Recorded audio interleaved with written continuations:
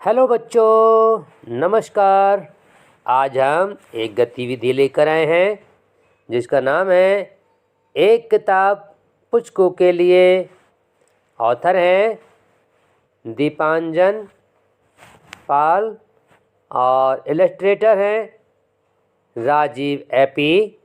Translator हैं नेगी राज रॉय और published by प्रथम बुक।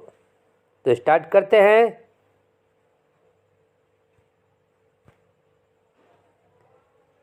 पुचकू, नहा लो। पुचकू, अपना खाना ख़त्म करो।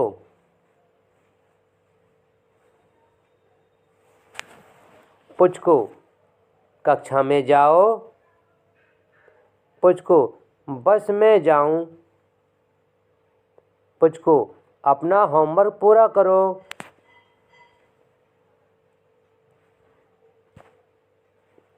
मगर पुचकू है कहाँ?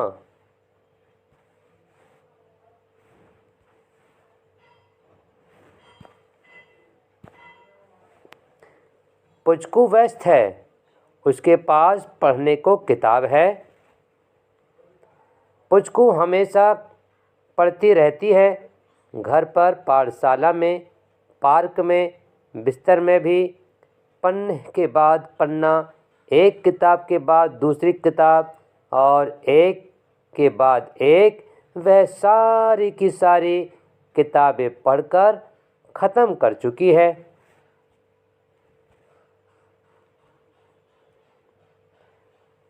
पर तुम हमेशा पढ़ती क्यों रहती हो पुचकू?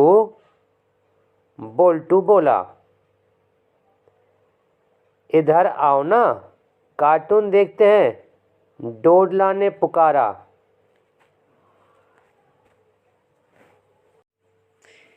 किताब पढ़ने का तो मज़ा ही कुछ और है।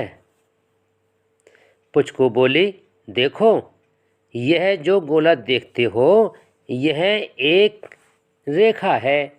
इसको थोड़ा दबाओ और इसको ज़रा खींच लो। यह अक्षर बन गया। कुछ अक्षरों के साथ में रखो और यह शब्द बन गया। शब्द कभी पते की बात कहते हैं, कभी गुदगुदाते हैं, कभी दुख बांटते हैं तो कभी आशा की रोशनी दिखाते हैं। शब्द एक दूसरे से जुड़कर वाक्य बनते हैं और वाक्यों से कहानी बन जाती है। कहानी पढ़ते ही आप आनन फानन में दूसरी ही दुनिया में पहुंच जाते हैं। फुर्र।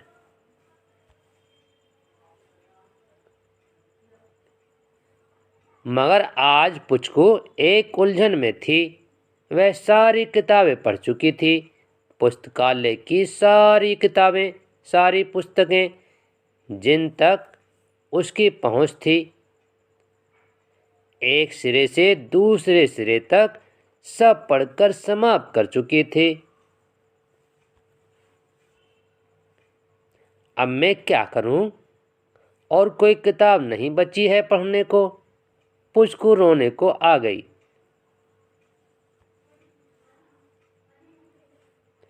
मगर तभी वहां क्या है? पुचकू की नज़र ऊपर गई तो एक नहीं, दो नहीं, पूरे 3 खाने किताबों से भरे हुए हैं और बहुत सी किताबें। पुचकू खुशी से झूम उठी।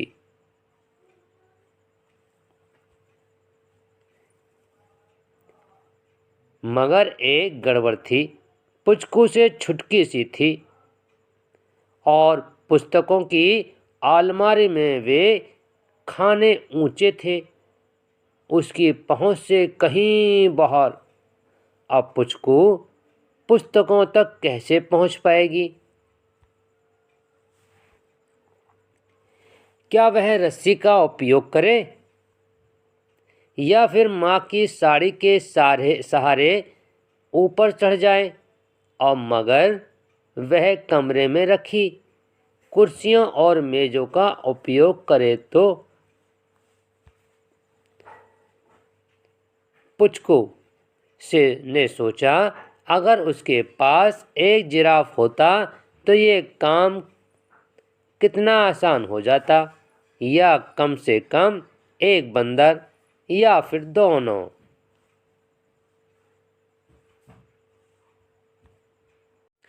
पुचकू को एक तरकीब सूझी। उसने बोल्टू और डोडला को मदद के लिए बुला लिया। चुपचाप बिना कोई आवाज़ किए सब एक के ऊपर एक चढ़ गए। बोल्टू, तू बड़ा भारी है। डोडला कुड़कुड़ाया, मैंने तुझसे कहा था ना, वह आखिरी रसगुल्ला मत खा। यह मैं नहीं, बोल्टू फुसफुसाया, यह पुचकू है। पुचकू ने धीमे से कहा, बस हो गया।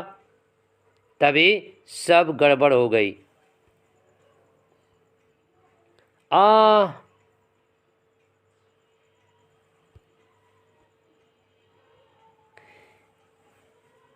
क्या हो रहा है यहाँ? बहुत ही लंबी सी लाइब्रेरियन की आवाज़ें गूंजी। उसने पुचकू को धीरे से नीचे उतारा। बोल्टू और डोडला 9-2-11 हो चुके थे। पुचकू ने लगभग हाथ में आई किताबों की ओर दुखी होकर देखा। क्या मैं कुछ मदद करूं? लंबी पुचकू ने रुआंसी होकर कहा, मैं तो बस अलमारी में चढ़ने की कोशिश कर रही थी, क्योंकि मेरे पास पढ़ने के लिए किताबें ही नहीं बची हैं। तुमने मुझसे क्यों नहीं कहा? लंबी लाइब्रेरियन बोली, जब तक मैं यहाँ हूँ तुम्हें अलमारी पर चढ़ने की कोई ज़रूरत नहीं। क्या मैं तुम्हें ऊपर उठाऊं? पुचकू ने सर हिलाया।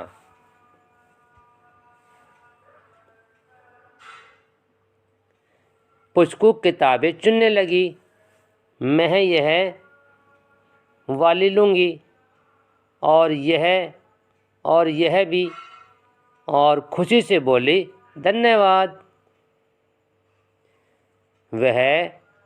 वो वाली भी ले लो। जब मैं छोटी थी तब मैंने इसे बड़े चाव से पढ़ा था, लाइब्रेरियन बोली। आप भी कभी छोटी थी? पुचकू ने पूछा। बिल्कुल, तुमसे भी छोटी, फिर भी बड़ी हुई।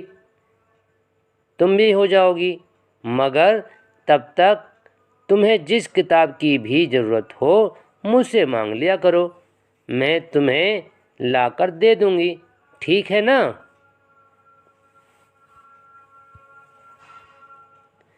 मगर क्या पुचकू ने सुना?